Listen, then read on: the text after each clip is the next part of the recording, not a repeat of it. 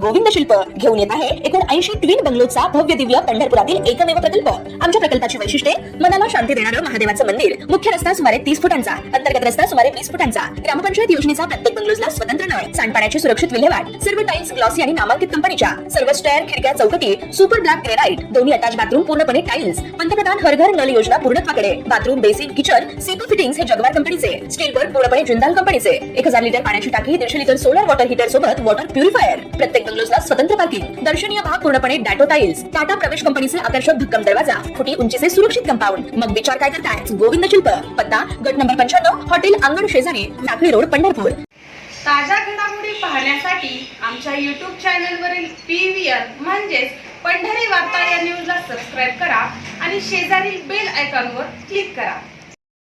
पंढरपुरात भारतरत्न महामानव डॉक्टर बाबासाहेब आंबेडकर यांच्या जयंतीनिमित्त पंढरपूर शहरात अनेक ठिकाणी विधायक उपक्रमांचे आयोजन करून डॉक्टर बाबासाहेब आंबेडकर यांना अभिवादन केले जात असल्याचे दिसून आले।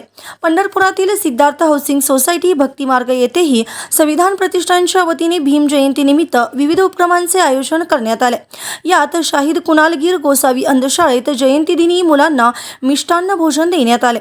तर शनिवार दिनांक 18 एप्रिल रोजी पंढरपूर नगरपालिकेच्या नगरसेविका माधुरी दिलीप धोत्रे यांच्या हस्ते सिद्धार्थ हाऊसिंग सोसायटी येथे भारतरत्न महामानव डॉक्टर बाबासाहेब आंबेडकर यांच्या प्रतिमेचे पूजन करून परिसरातील महिलांना साडी वाटप करण्यात आल्याची माहिती संविधान प्रतिष्ठानचे संस्थापक अध्यक्ष अनिल माने यांनी दिली।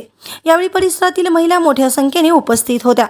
पूज्य डॉक्टर बाबासाहेब आंबेडकर यांची 135वी जयंती आपण मोठ्या थाटामाटाने साजरी करत आहोत।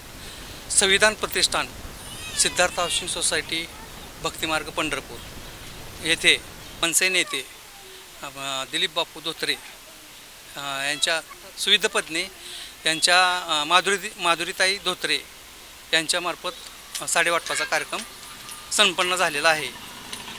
त्याबद्दल त्यांचे मनापासून आभार व्यक्त करत आहे।